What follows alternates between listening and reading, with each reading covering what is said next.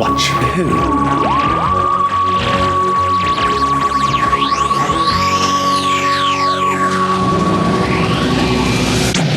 Hello. And welcome to To Watch Who, a Doctor Who podcast. I'm Mark. I'm Sarah. And I'm a Doctor Who fan. And I'm new to watching Who. Yep, watching for the very first time. Very first time. Wow, that had a bit of a twang. Time. And you join us, listener. We are... Where are we? Where are we? We're... I know where we are. We're on a rocky landscape, admiring our faces carved into the rock. Yeah, hopefully better than the Doctors were. Yeah. The Mount Rushmore of To Watch Who. But we should start, shouldn't we, with world news, because this podcast traces all of history, as we found out through COVID. And the Queen. I know. Yeah. Well, so in fact, it happened obviously on Thursday, and we released our episodes on Friday. And I even said to Mark, I was like, I'm surprised you released it. I know, because, we love the Queen. I'll say we both love the Queen. We're big fans of the Queen. And it was very shocking and very quick, and I know everyone's been talking about it. It was. I didn't think it was shocking.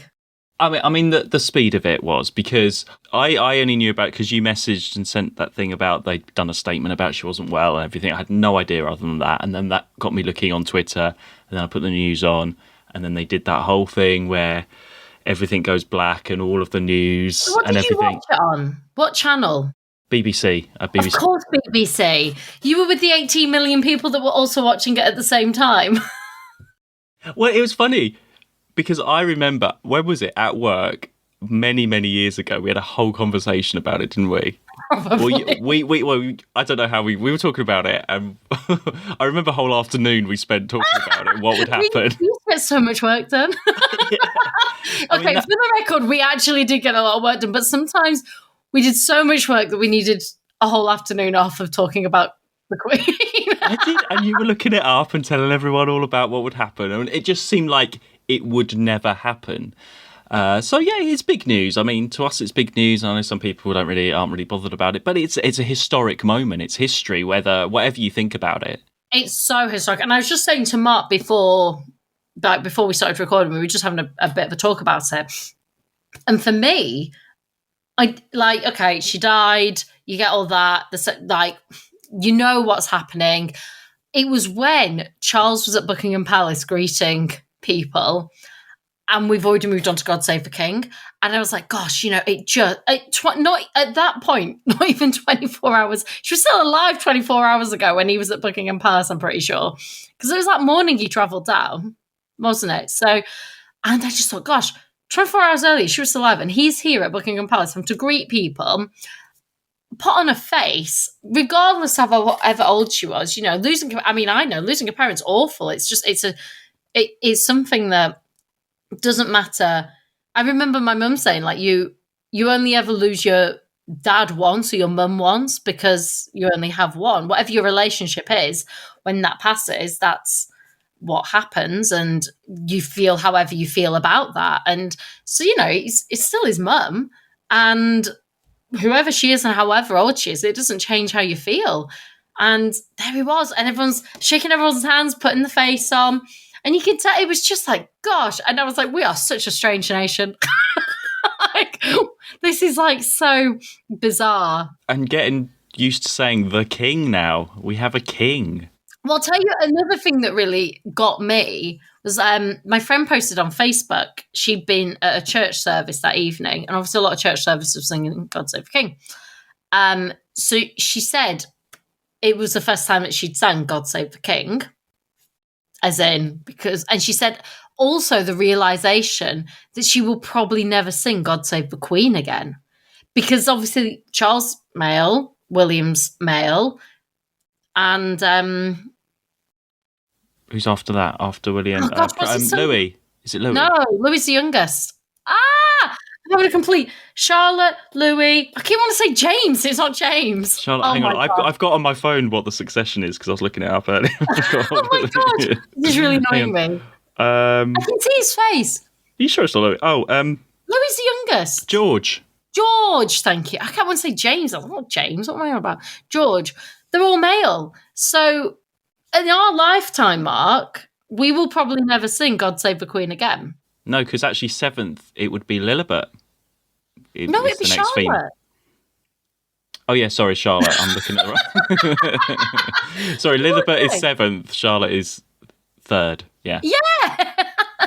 Oh, I thought I knew my royals, but I don't. You really don't. I just remember. I was like, anyway, but yeah, we like because probably in my life and your life we've had the Queen, obviously. We'll have Charles, William. If we're very fortunate, because he's older than us, we'll get a 4th. You know? Yeah, it's a big thing. It's a huge historic thing, and there's people if they're the same age as the Queen, they're on their 4th monarch already because there was quite a lot happened. Obviously, we had George was abdicated, and the abdication, and then the Queen, and then Charles. So yeah. Also, and I'm amazed he chose Charles. Yeah, because that was the thing. But I think in this day and age, I think it would be too confusing for people. I think he's known as Charles. Yeah, my mum said like that's it. It's not if he was younger, as in if he was like William's age now. William chose a different name, although that might be weird. I think people could adjust to it more. Whereas he's in his 70s. Yeah, I don't. Yeah, there's no point changing his name. Yeah. No, so that all happened, and in just bringing it back to Doctor Who, just on Doctor Who Twitter, there was things like, all these doctors have, Queen Elizabeth has seen all of these doctors, and just stuff like that. And there's when Prince Charles and Camilla visited the set of Doctor Who in 2013, like, oh, he's a fan as well, she was a fan, he's a fan, he's going to continue the fandom in the family, all that kind of stuff. All that Do you know what? ridiculous stuff. I tried to avoid social as much as possible. And that's hard in my job, doing marketing and particularly social. That was hard. But I tried to avoid it, so I did not see any of this. That's hilarious. Yeah, so that happened, and classic Doctor Who fandom there, making it about itself. I love it. Oh, she never got to see the centenary special, unfortunately. So that's what she was thinking. That's what she was thinking. Apparently, she was a fan. She had all the box sets. No, she did. She loved Christopher Eccleston. Yeah. She probably saw missing episodes. She probably did. She probably had them. Yeah. How would you feel, Mark, if you found out it was the Queen that had them all the time? Where would you? How would that feel in your sort of like your loyalties to the missing episodes saga? I would forgive her. She's the only person that can hoard missing episodes. Anyway, to carry on. God Save the King. Let's start with God Save the King. Cheers. Yeah. Cheers. I did go past Buckingham Palace at the weekend, so this is going into my other story that's completely different, so I have to tell you about. I went to London. There was this... it was a couple of weeks ago, I saw on Twitter that an actress from Neighbours was going to be doing a meet and greet and a signing. I was like, I've got to go to that. I've got to do that. And... it was very odd because it was somewhere off in Wimbledon at this like mill place. It was like a mill sort of. If you imagine like a sort of pub garden centre with a tattoo studio and a cocktail bar, with sort of benches outside and a little market stall. It was a really odd place, and I was looking it up. It had like about 2 likes on Twitter. Nothing else. Nothing anywhere. Nothing on the actual website of this thing. It was some strange. Sort of company that was promoting it, with a couple of tweets. That was it. Nothing. Anyway, you couldn't buy a ticket for it. It was just pre-order a photo online or cash on the day. It just, compared to all the Doctor Who things I've been to, it was completely like, I was like, this is all quite new for Neighbours, that way. So obviously she's was travelling over and someone decided to make a little event of it or something. Anyway, went to London at the weekend, stayed in London, ready to go on Sunday over to Wimbledon. But then even on that Saturday night, I wasn't even sure if it was happening because on her Instagram, she was in Ibiza doing something. She didn't mention anything herself. There was still nothing online about it, apart from this tweet, which was a week old, was the last tweet about it. Yeah. So anyway, found this place on Sunday afternoon. Nothing about it at all when you get there. And when you go to Doctor Who things, at least you know there's going to be an event because, someone's dressed up as Patrick Troughton or someone's got a Tom Baker scarf or something. I was just looking in the crowd at these sort of families on pub benches and I was thinking, is anybody a Neighbours fan? Is there anybody, is that person? I was looking up, I think, oh, maybe she is. I was sort of looking around. No indication of anything where it was, nothing. There wasn't, something set up because it said Q&A, photo, meet and greet and all this stuff. Nothing, no sign of anything at all. And it was supposed to start at 12, got to 12, nothing at all, nothing going on. I did hear someone say one of the Neighbours characters because I was thinking, at least there's one other person here to have it, to see. Absolutely nothing. And then suddenly, I saw her. There she was. So it was Charlotte Chimes, who plays Nicolette, who has been in it the last couple of years. I was like, oh my God, it's her. And so there was a couple of people at this pub bench outside and she just came over and was like, hi guys. There was one guy with her that got these photos out of her and just sort of stood there. And she was basically organising it herself, but there wasn't any organisation. She was just like, well, does anyone want to ask me anything? Where are you from? And it turned out to be this amazing, really nice, intimate event. And I have to say, better than any Doctor Who event I've been to, or she was so nice and lovely. I cannot, better than any Doctor Who person I've met. She had time for everyone. Okay, there was a guy there that was like, it's 20 quid for a picture or that kind of thing. We sort of ended up forming a little bit of a queue. But it was really just an afternoon in the pub with her. And she was really interested in everyone, just chatting for ages and ages. I told her all about, at work, when I used to tell everyone about Neighbours on a Monday meeting and everything like that. And she was like, oh, wow. I told her a whole story about that. I said about watching it in the 90s. And she was like, what's your favourite storyline? All this kind of stuff. And she genuinely took a long time. And she was like, oh, make sure you're happy with the photo. We can take more if you want. We can do. She was so nice. And she was like, she was like, I'll stick around and we'll have a bit of a chat later and stuff. So sort of everyone was sort of just around and it was amazing. Absolutely amazing. I'm so glad she you had was so a good nice. time. And yeah, she signed a photo and we got a couple of selfies and things. And I think she was just genuinely pleased that some people had turned up. I think she had friends over in the UK, so I think her friend lived around the corner that she was staying with and stuff. I think she was just on holiday and happened to do a meet and greet thing. I don't think she was there for the money at all. There was this sort of one guy, bodyguard type guy, that was just stood there, who was completely useless, who must have been the organiser, who he was a bit on the money. I don't think she was bothered about it at all. Because at the Doctor Who ones, even, I say, Katie Manning is very chatty to everyone. It gives everyone time. If everyone's met Katie Manning at a convention, you know that she's like that as well.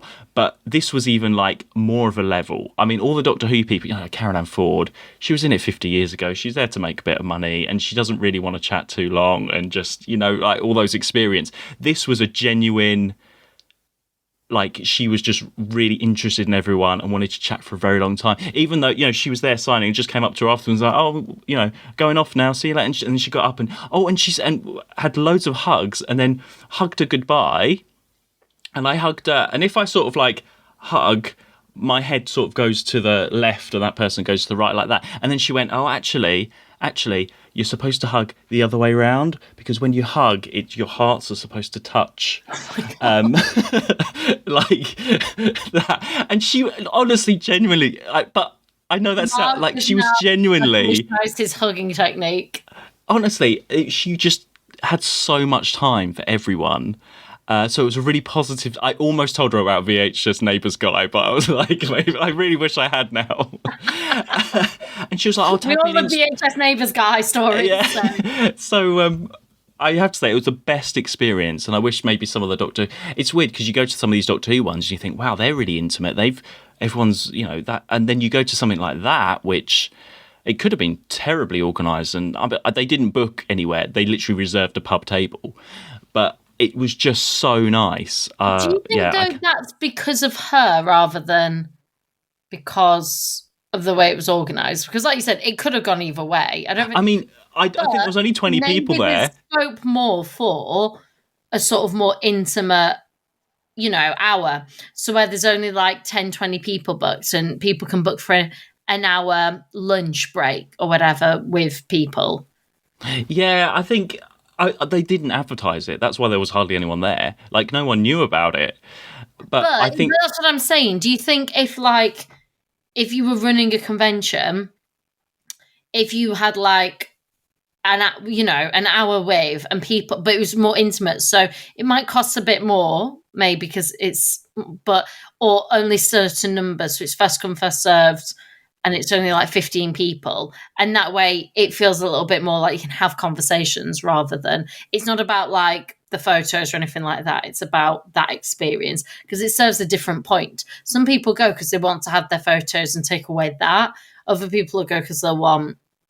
Yeah, and there's people literally just sitting next to her at the pub, just having a drink and just enjoying the chat while she was signing stuff next to her. We were just sort of sat around her. It was just, and then she'd get up, and if someone nearby, she's like, "Hi, and nice to meet you." I have to say though as well. Sorry, we'll get onto the face of evil in a second. I have to say, to keep this short, we're coming up to 19 minutes. Continue. You always get those sort of people. You get them at Doctor Who conventions, and you get them anywhere like this, who maybe don't have the social awareness of these events. They're like VHS Neighbours guy. Yeah. Like VHS Neighbours guy, and there was a couple of that were just like right there, like in the front, doing all of the talking. But again, this is how she's slightly different to Doctor Who people, is she handled that so well. And she, I think if it was again like an Annika Wills or a Caroline Ford, I think you might get someone that says, "Oh no, that's enough," anything like that. She just handled it really well, that this person was really like wouldn't let her go, sort of thing. And then she would say, "Oh, I've just got to go and talk to this person now." And then this woman that was there got the phone and got her mum on the phone and was like, she was in the middle of Charlotte was talking to somebody else, and this woman came out and was like, "Talk to my mum on the phone, blah, blah, blah, blah, blah." And she was like, "Oh, okay." And she did it, and she was like, "Oh, but I've got to go now. I'll hand you back." And the way that I think I was most impressed, the way that she just handled everybody. Yeah. So well. It was just, you just don't get that sometimes with other sort of things. It's just, I mean, like, that, yeah. You're taught to act and you're taught to like do that stuff, but you're not taught to like handle that. I know, I was so impressed just how amazing it was. So bring on the more Neighbours meet and greets, is what I say. Yeah. What I can't wait for is when you're editing this for you to realise how long you've been talking about someone from Neighbours. Okay, right. That is a cue. We will carry on. Right, Face of Evil then. Face of Evil. Here we go. So we had Deadly Assassin last week, where the Doctor was... I'm getting on with it. I'm getting on with it. So we had Deadly Assassin last week. That was a really good chat about, well, the Doctor was on his own versus the Master.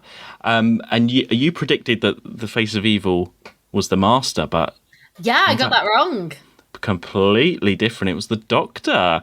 So this story, I think in sort of Tom Baker's run, we're getting to the point now that sort of period where I'm not as in... they're ones that I haven't watched again and again, and I'm not as keen on as we go on. Interesting. At the moment. So this one I didn't really have any strong feelings about. I probably haven't really concentrated on it too much. It's obviously Leela's first story, which we'll chat about. What are your initial thoughts then? It had a lot of elements of things that I don't like. Okay. Not that I don't like, the things that I struggle with. But I really liked Leela as a character. She reminded me a bit of Sarah, mixed with a bit, as in like, she was quite she doesn't know the guy. Do you know what I mean? But she was strong-willed. And that's evident from the start. She's on like trial, isn't she? So she's got a strong-willed character. Reminded me of Sarah a bit. But with a mix of our favourite button hero. Katerina, yeah. I see. Okay. Well, I'll go through. Less by the end, but there was, to begin with, a lot of like the Katerina mixed with a Sarah. That's a good way of summing it up, actually. Well, I'll go through my notes then, and we'll talk as we go, as you want to get through. So it's this sort of planet. I'm just thinking of you, love. Hey, I'm just thinking of you. Don't give me that because you want to get through. You're the one that has to edit this thing. So we start off not in the best way that I don't think we like a Doctor Who's a sort of other planet. There's this tribe, lots of you're the leader, we must do this on and Leela is being banished for something that she said. Is she leader? No, sorry, it's you've got I'm the leader, you're this. The sort of politics of another planet mixed with some of the chanty stuff. It's not a great start for the things that we enjoy, is it? Yeah, I couldn't work out. I just thought she was like someone who disagreed with the war. Yeah, basically, yeah. If there was there was going to be a war or there was something, and she disagreed with it, and therefore by disagreeing with those orders, she was going to be punished. Yeah, that's it. And then her father steps up and says, "I'm going to take that," and then presumably he's carted off and killed, and we never see him again, which is a big thing, isn't it? Like there was the start felt very. To the point, I actually started it and thought that I'd missed an episode.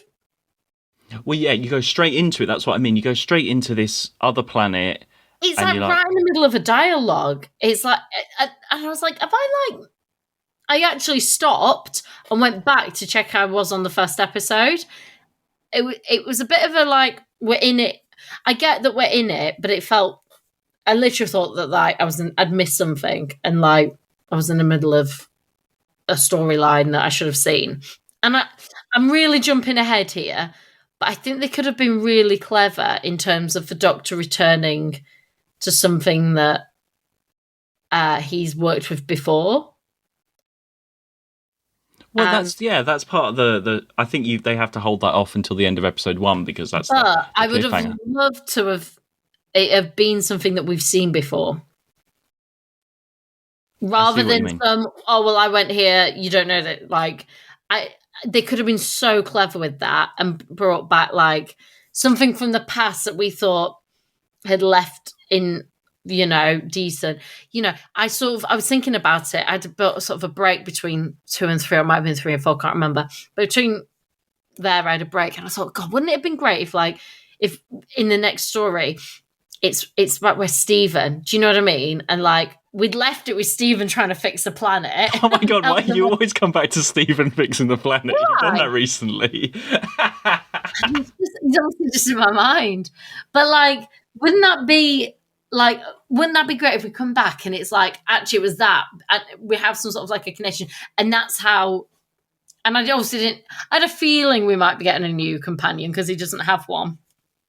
But I wasn't 100% sure until the end. But yeah, I was like, and that would have been that transition of companion as well. And yeah, but they didn't. They just went with like, oh, well, in the past he's come here, and so then we have to explain something to us. And I hate things where it's a lot of like explaining of backstory. That's what we don't like, and that's what it goes straight into. You've got to work out who these people are. I mean, I know that's what you always do in a story, but sometimes it's easier than other times. And this one, I think that's what always sort of put me off, because it doesn't really explain much about the whole planet and the society as much. It's just a few people in this part of this forest area. Leela's the only woman you see. Where is everybody else? There's not really much attempt, I don't think, to explain the wider society. And I think that's maybe part of the problem for me. A great jungle set, though. Amazing. We always have a good jungle set. I think some of this story is slightly overlit, so you don't get as much atmosphere sometimes. Because we've had some great jungles on that have been really well, like Planet of Evil last season with the with the red jungle and everything I like wouldn't that. put it up in my top jungles. It wasn't bad, but I wouldn't say it's one of my favourite. Oh, well, you get a lot of the depth. I think that's what's great because it's on film again, like that last Yeah. season. So it's not just a set. It does look a bit more, but it's just the lighting for me. And then you get, because the Doctor's on his own, it's very odd to have him looking straight at the camera and talking on his own at the very beginning. I thought that was funny. Yes. But you can't keep going on, so you're going to have a companion at some point. You can't just have him keep on being on his own talking to the camera. And then this is where he meets Leela. She's being hunted now, and there's something invisible in the jungle. So we always have invisible things in the jungle. It's not a Terry Nation as well. Usually that's Terry Nation's thing, isn't it? Yeah. And again, that was a bit of an odd thing because I thought that I'd missed something again. I thought that, like, I had to go back because we didn't see the thing that, like, he steps in and he's like, don't move. And I thought, oh, and you don't see anything. And again, it just sort of like, that felt more of a disappointment than it's an invisible thing and it's supposed to be. It just felt a bit of a cop-out. Yeah, I never really understood the bit with the clock being crushed. I did, when I watched it again now, I sort of get all of that. And it's quite a big, well, in some ways it's quite a big concept to sort of work out that there's supposed to be this area wherever they're living, there's a barrier or something, and that's where these creatures are sort of on the outskirts of the barrier or guarding this barrier and they can't get through. So do they just live in this really small area of the planet? It takes a little bit of time to work that out. I would say it took 2 episodes to really get a grasp of what was that, not even the landscape, but just everything. It took me about 2 episodes before it really kicked in.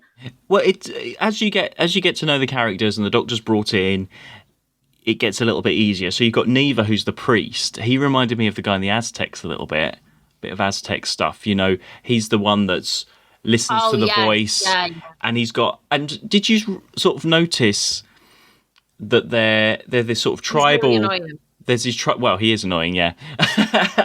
There is this sort of tribal planet that what we've seen probably quite a few times before. But then you've got those sort of things of technology where he's got this electronical thing, and because that's part of the story that there's these bits of spaceship that's sort of left around. But sometimes in Doctor Who you could just have some random bits and pieces. Is that a production thing or is that an intentional story thing? Do you see what I mean? But it is intentional in the story, but sometimes you could just, it's not as big a clue because actually it's Doctor Who and that could just be the society and the planet. I found all of that a bit odd, actually. Again, it was something, I think if it had been, it was never really explained for a long time. Nothing ever really gets explained. It's just sort of like, because this has happened, therefore that's some. So, like, he says, doesn't it? I think it's in the second when he goes and actually meets him and he's like, well, you do realise that you're like, not like you have been visited by people because there's loads of like stuff around but it's taken, and that was in like I think the second episode. It's taken until the second episode for even that to be raised as a thing. Well, I think it's nice to have that mystery, and I think the Doctor himself knows, but obviously he's got no one to explain or to tell, so it's just the odd comment here and there that you're supposed to pick up. But again, why didn't he ask her? I mean, he's established a relationship with her in that first, very quickly. Why didn't he ask her about, like, what he did sort of say, like, where are we, or what sort of time, or try and get all that. But why didn't he ask then, like, so why is this here? At least then early on, we have a sense of, like, that's not regular. I don't know. And equally, you're right, it's Doctor Who, and there's a sort of give and take of, like, well, this is what it is. This is, like, it's set in some weird, like, unknown place where things would merge and stuff. Well, I don't know. Yeah, the big clue though, and it's a great shot, is the gong, and it's got Sevateem written on it. And he's doing the gong. That is when you know, because they're she's the tribe of the Sevateem, and it's the survey team. That is really clever. I really like that, and it's a great sci-fi concept. The whole thing of this crashed spaceship or whatever. It's just a shame that like it's sort of dismissed so quickly.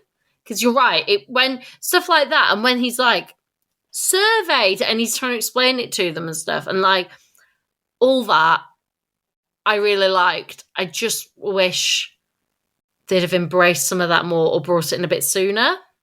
Yeah, because then you've got Leela. Let's say, Who can I just? If we're close watching, oh yeah, surely she was an inspiration for Lara Croft. oh could be, maybe, yeah. Well, okay, let's just talk about Leela generally because we see her and she's she has a knife, she's got a crossbow, she kills people with these Janus thorns, and she actually kills. I think she actually kills like at least 4 people in this whole story. And, you wouldn't necessarily think that was a companion, character trait. Quite an unusual. That's why I wasn't 100% sure she was going to come along because of. You're right. She's not the conventional option in that. Look, I've always said the whole purpose of the companion is to be the audience. She's supposed to be us and us in that situation and our view. And I can't you're trying to work out. They've obviously been there long enough that they don't even know who they are anymore. Well, I think this generations and generations this has happened over. Yeah. So she's always known. So she is that they are. It is like I did make a note, like the Stephen story, like the Savages, because that had some technology. They had like the Savages and the technological people, didn't they? The two sort of two societies. Maybe was in my head. Yeah, because we had Nanina running around, didn't we, and all that stuff. It is a little bit similar to that. And yeah, they've gone better. But then with Leela as well, even in this. Hang on, sorry, Alexa, stop. What happened? Started talking. Alexa started talking. It made me jump. Even in this story, Leela starts out, she thinks the Doctor's the evil one. She's very much within her society. And then as she goes on, she spends more and more time with the Doctor. She starts questioning stuff and he gets her to question. But by the end, she's like, that's the main computer area thing rather than that's the ritual. Yeah. That's the so you already see her development. So maybe that's a bit of a clue that she will stay on because she, out of everybody, none of the others... particularly there's revelations and things, but they haven't moved on. They're arguing about who's going to be the leader at the end, whereas she's moved on, and you can see how she's ready for something else now. So there is that violence, and we talked about violence last time, where actually Leela is going around, and when she stabs, I never understood. It must like paralyze you because she sort of stabs the guy and then opens his arm, and then they sort of stand there in a frozen position, don't they? It's really odd, but she's killing them. Do you know who she reminded me of when she was doing that? Sarah Super Trooper. Sarah Kingdom. Well, Sarah Kingdom killed people, but then she became good. So yeah, well remembered. There's a blast. Blast from the past. But then also, like you said, Katerina, she's more intelligent than Katerina. Yes. Even when she's in her society, in her state, she still knows what a button is. Well, she's obviously challenged them enough to get to a point of being on trial, whereas Katerina was just a slave girl. Well, exactly, yeah. You wouldn't meet Katerina. She wouldn't question anything. Katerina wouldn't question unless she didn't know. Well, unless it was button. At least Leela is developing a bit quicker than that. And, well, you'd have to. You wouldn't be a companion otherwise. That's why Katerina wasn't a companion, because it wouldn't have worked. She literally ejected herself from her own companionship. Oh, never forgotten. Never forgotten. Well, going through... Katerina. R.I.P. So we have that great cliffhanger at the end of episode 1. So we've had all of these clues, and then you see the Doctor's face. Well, now, it seems I have been here before. That's the evil one. Is it? I must have made quite an impression. As the face of evil. That is a great moment. That's a good cliffhanger. Oh, yeah. I mean, the Play-Doh mountain isn't the best. It's great. Is it? I think it's I thought it could have been better. It took me a couple of seconds to figure out it was him. It's only with his own reaction. And then I was like, oh, it's supposed to be him. Okay. Which is why, then it does explain why everyone's looking at him going, you're the evil one, because obviously they recognise this mountain that they've been living next to the whole time is him. Yeah, okay, not 100% the best likeness, but It's probably difficult to carve someone's whole face in stone. In Play-Doh. Well, stone. But then the other clue that I like in episode 2 is when Neva's talking to the god or the whoever. We hear his voice. It's the Doctor's voice. Yeah, you hear that. And it's slightly camouflaged, but the audience can tell. Oh, yeah. No. I knew straight away it was his voice. Yeah. Yeah, and then this is where Leela starts changing her beliefs. Then I think this whole tribe wants to go and attack. And it feels like they've been trying to do this again and again. And so now we're seeing this. This is what this whole argument was about in the first place, to attack or not. I think they've been told to. So I think that guys told them that they've been told to attack. And it turns out that they've been talking to the evil thing. Or I don't know. That's like... Yeah, that's how I understood it. He's like connected to their god, and their god happens to also be the Doctor's voice thing. Yeah, but that's also the baddie, so they don't realise that actually the thing that's telling them what to do is also the baddie. I think that's how I understood. They know of the Tesh, and they know that there's something through there, but it's never really clear if they've met before or not. That's the history of what we're going to go and fight the Tesh. They're the evil ones out there. Is it all just through that voice? And the computer's been manipulating them the whole time. Yeah, it's never. I don't know. It takes. I'm sure if you watch this, explained or understood. If you watch this a good couple of times, I'm sure you will get it eventually. I'm sure it's all there. I'm sure all the listeners are very clear on it, apart from us. But equally, we watched it and we aren't clear, and that's a failing in storytelling. Right? Like, well, you get in part 2, Leela is stabbed with the thorn. So you've got a goodie on her side. You've got Thomas. He's the guy that's friends with Leela, who's sort of the only one on her side to begin with. He's the other supporting character. Yeah, but doesn't he go and like stab the doctor, like turn his back on the Doctor? No, well, no. I think he's on Leela's side, and then because he's on Leela's side, he's on the Doctor's side eventually. He's the goodie. Eventually, he's the one. Yes. But initially, doesn't he like say, "Oh yeah," and then he literally like. Well, there's a lot of you're our prisoner and all this stuff, and then there's the one that stabs Leela. Then when the Doctor's captured, you get the Hoarders, so he's going to be fed to the Hoarders.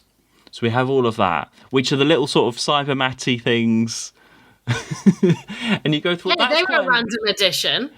Well, there's no really monster in this, so you need to have some kind of creature, I suppose. Isn't a monster the computer? Well, yeah, I know, but in terms of an alien-y monster, you've got to have something. So he's going to be fed to the Cybermat Hoarders. Quite a shocking bit where I think Leela stands up to. They're all there, and the Doctor's going to has to crossbow the thing and everything. I can't remember who it does, but someone slaps Leela proper around the face. Oh yeah. He does. I'm sure it's this guy that we're talking about. I can't remember names. He had the beard. Yeah, I think he's like the leader one of the leadery ones, the baddie one. Yeah. Slaps her. Yeah, I was really shocked at that actually. Violence against women. I thought that was pretty bad. But I like the moment where they're sort of like piranha things, aren't they? These Hoarders, and there's the guy he says something to the Doctor. He's rude to the Doctor. Oh no, actually, he's the one that slaps Leela. Yeah, and then the Doctor throws the Hoarder at him, and he runs off screaming. Like, why'd you do that? And then throws one at him. Yeah, but he's the one. But that shows obviously because he's done that, he deserves to get eaten by the piranha. So he attacked Leela. So we don't feel sorry for him. Yeah, but that was quite shocking, really, for Doctor Who. You know, again, potential companion being. You know, I think that's quite violent. And then, we learn more. It's a little bit of padding with the Doctor, and he's going to be sacrificed to the Hoarders and all that kind of stuff. You don't really need all of that. Then, at least the story moves on a little bit once you get to they go inside the face, and then again another bit I didn't understand was whenever they sort of climbed up through the mouth, and then there's sort of some invisible thing to get to the spaceship which is really far away, and I don't on the other side of the mountain, and someone turns up in a spacesuit. That trial thing that he had to do, and she was on about the string, it gets longer and quicker or something. Yeah, that's what. So the doctor's over the thing. The doctor's over the thing with the hoarders underneath. So it's going to open as the rock goes down and the string goes down. The thing opens out and he's going to fall through the hole. So he has to shoot the string to stop the rock from opening up, and he gets sacrificed. And he managed to do that. No, she says, because she basically just says you need to shoot the rope, and then that will be. And he does, because he's got great crossbow skills. Yeah. And then, he says something like, she says to him, doesn't she? Oh, where'd you learn that from? He's like, oh, a man called William Tell. I like that. Yeah, it's all there. I like those moments. End of episode 2, though, is interesting because this fight goes on. It's really good effect with that doctor's face as like the invisible thing in the jungle. It's sort of, that's a good effect. And episode 2 is interesting because it ends up with Thomas in danger. It's not the Doctor or Leela or anything like that. So he is supposed to be a bit of a supporting character. He gets his own cliffhanger. He does, yeah. So that, but I mean, I don't know if I particularly care if he's in danger or not, but he gets his own cliffhanger. Like, no, he gets no cliffhanger. You don't really. I guess it kind of like, because you're not sure of him, and then him getting in danger makes you wonder what side. I guess maybe that's the point of it. But then at least once they go over to the spaceship, you get 3 and 4, and then we meet the Tesh, which are the technicians. Again, really clever way of... I mean, Close Watch, those Tesh costumes are awful. This is what I don't like. Why they're like sort of munchkin gnome people with their little hats and their green... like, the design isn't the best for... I didn't think it was awful. I mean, it's a good contrast. It's better, but it worked for what it needed to work for. That's a 60s costume there. It would have worked in black and white. Very different, though. But that's the whole idea. Yeah, and for that it was effective and worked. But if everyone's supposed to be sort of descendants of all these different, the technicians and the survey team, why are the technicians, why have they got sort of like grey faces? Why are they all made silver? up? And silver, yeah. Why are they supposed to be? They're not aliens. I don't know. I wouldn't that as well. And it's all a bit, this is the stuff I don't like, all the cringe stuff where they're bowing. I thought it was another race, as in like they were the ones in charge and it was another race. I didn't realise that they were all linked.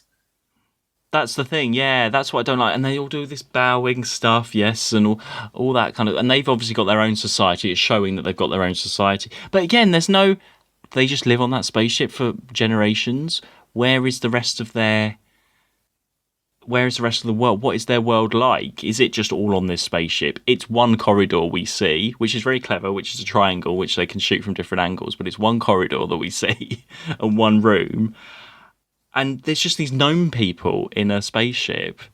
And you're like, well, they're terribly... the acting isn't particularly great for them, I don't think. I thought the main one wasn't too bad, because to begin with, I just thought he was like a messenger, and then when it all went a bit evil, and he's like, yes, and I quite liked all that. I kind of liked the whole well, this is what it is, sort of like.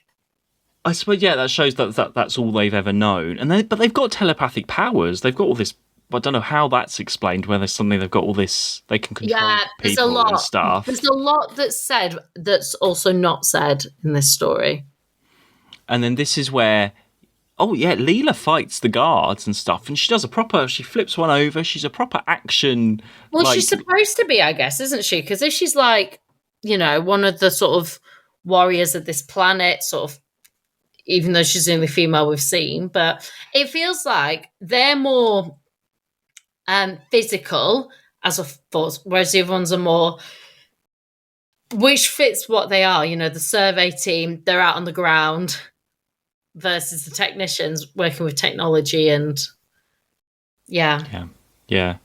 And then going on there, the doctor goes in and finds it's Zoanon is their god, isn't it? Who is the computer?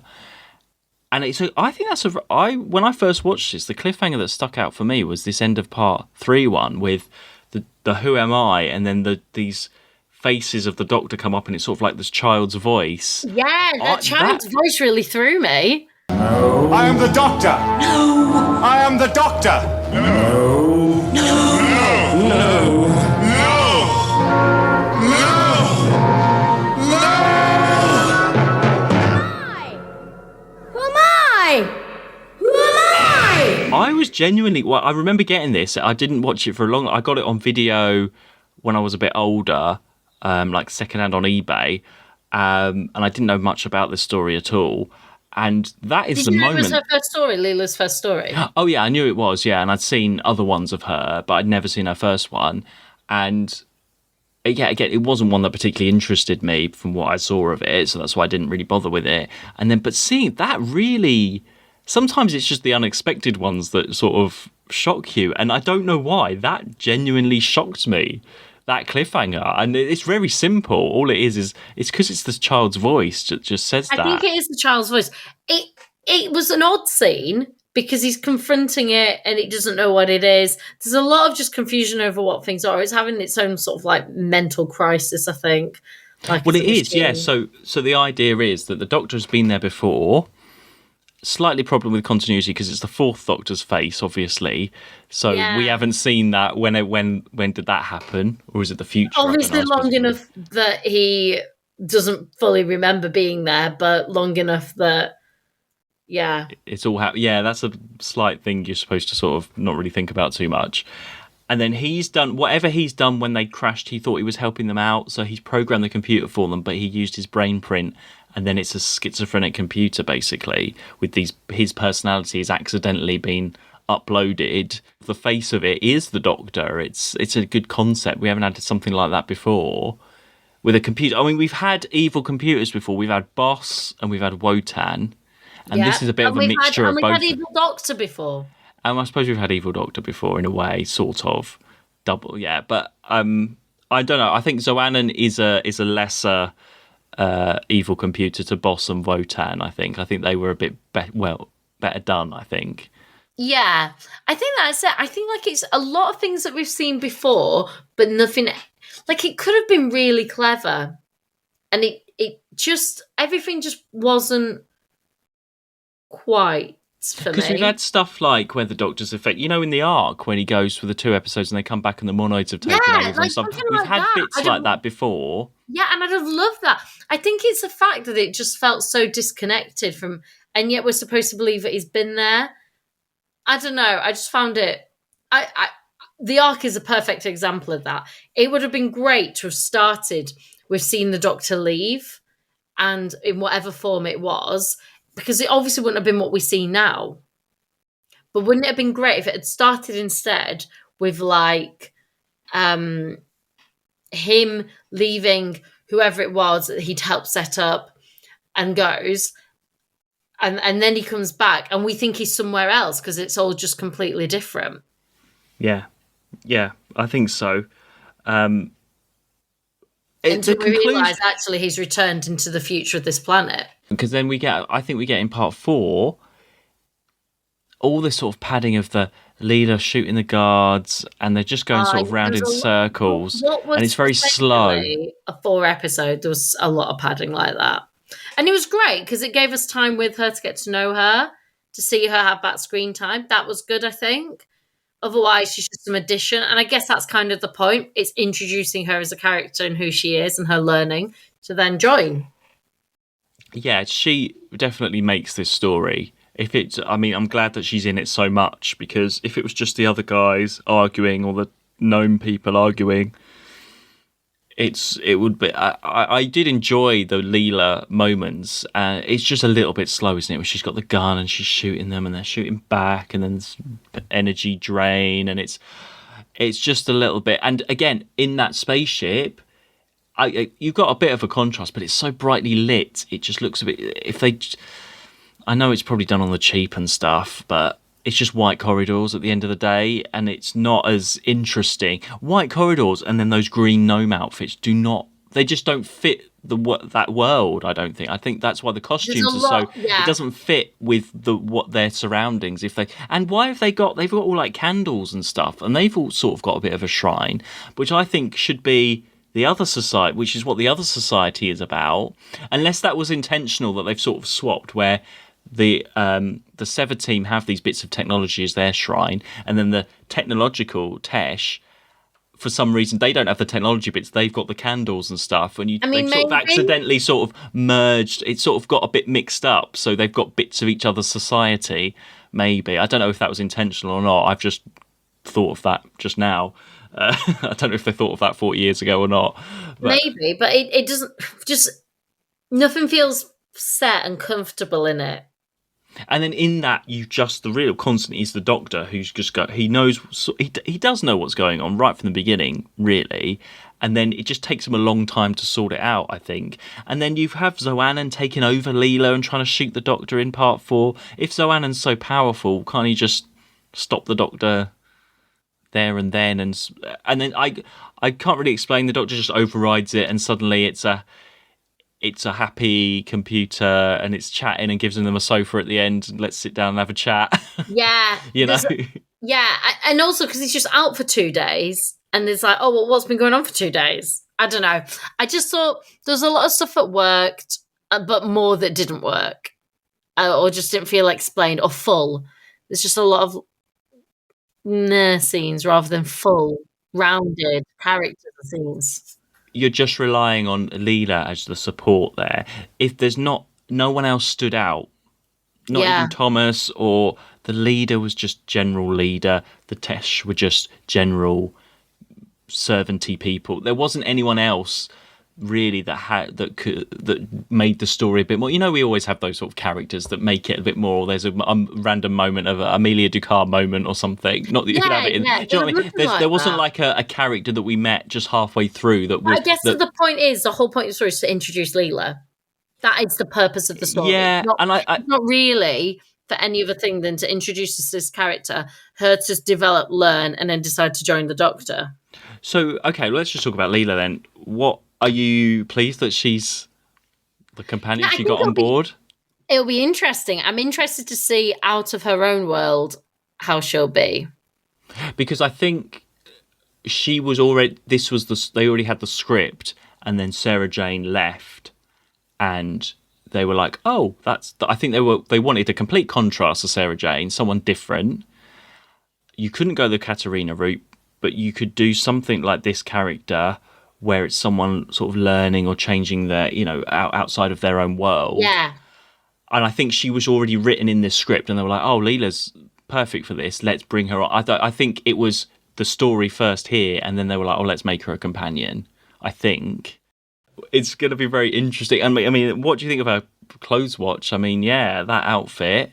Yeah, like I said, I think it's more interesting for me how she fits into other stories than anything else now. Because that was obviously her world, her story. Even entering to New, she knew the society and what she was in. So I'm more interested. Ask me after the next one, I think. I think that's good. Yeah, because, I mean, she can't go around killing everyone all the time. Or can she? Yeah, exactly. And just simple things like the clothes. Like, they're so distinct to what was happening there. And her outfit and her everything. Like, she wasn't the same character by the end, but she was. She was still that sort of questioning, defensive. Oh, she's still very much the Sevateem, a member of the Sevateem, yeah. Yeah. I'll wait and see. Oh, well, we've never had anyone like this before as a competitor. I was just say Katarina. Even Victoria, in a way. Victoria's probably the closest, because Victoria was a Victorian, but her dad did the science stuff, which she understood that. This is a little bit different in that it's always been around. They've just not realised it. Yeah. Well, we'll have to find out. So, sort of not a standout, really, I don't think, for either of us, really. No, but I just feel like the whole purpose of it was to introduce her. It didn't feel like it was... And I think maybe they might have even tweaked the story to push that more, that element of, like, it's to introduce this character. Well, she goes through your companion, she gets captured, she's tied up, she gets hypnotised, she does a bit of everything. She does a bit of everything, at least. It's a good companion intro story. She's taken over and tries to kill the Doctor, all the classics, Yeah. Well, yeah, I'm interested to see how it develops, or what you think of how it develops. Because, yeah, it's definitely something new, at least. A good change. We were waiting for a change. We were ready for a change. Sarah Jane. Yeah. Sarah Jane? Sarah Jane's change, yeah. Yes. Well, the next story is 4 episodes. You'll be Right. pleased to know, as usual. My fave. And it's called The Robots of Death. Oh. And I will calm down after meeting Charlotte Times and Neighbours. It's been a funny week. Now. Yeah. It's a funny I've got week for The Face of Evil. It's an odd one, isn't it? Yeah. Yeah. It's just a funny time this week. We've both been super busy. Just plugging other things. So, like, I'm currently watching The Crown as well. I'm rewatching Brilliant. The Crown. So that's my recommendation. And I'm also in a show this week, so which is why we had to record tonight, because I'm in a show. And so anyone South Wales based that wants to see me in Into the Woods in Penarth, come along. Yes. I think when this goes out, there'll be like one performance tomorrow left. Friday and Saturday. We go out Friday night. Okay. Friday night If and you're listening to Saturday this. night, thank you very much. And our coffee members get it on Wednesday when we open. So Well, yeah. If I edit it in time, yeah, they get it. Well, I am going to try and see the Queen's Coffin at the weekend, hopefully. Yeah. So that's a weird sentence. I'm in a show. I'm in Into the Woods in Penarth. And Mark is Penarth Pavilion, if anyone's interested. And Mark will go and see the Queen's Coffin. Yeah, here we are. Historic moments. So where can you find us, Mark? You can find us on Twitter and Instagram at 2watchwho, and you can support us at buymeacoffee.com/2watchwho. Thanks everyone for your comments. We got quite a few from last week's discussion on the Deadly Assassins. That's always interesting to see what people think, and for people to send in their opinions as well. Yeah. We love to see what everyone thinks. I don't know if this one's going to go down. I don't think The Face of Evil it's not high up there, I don't think. But that's, as soon as I've said that now. Yeah, people. If you love The Face of Evil, we'll wait and see. Let us know. Yeah. Okay then. We'll see you next week. Bye. Bye. To watch who?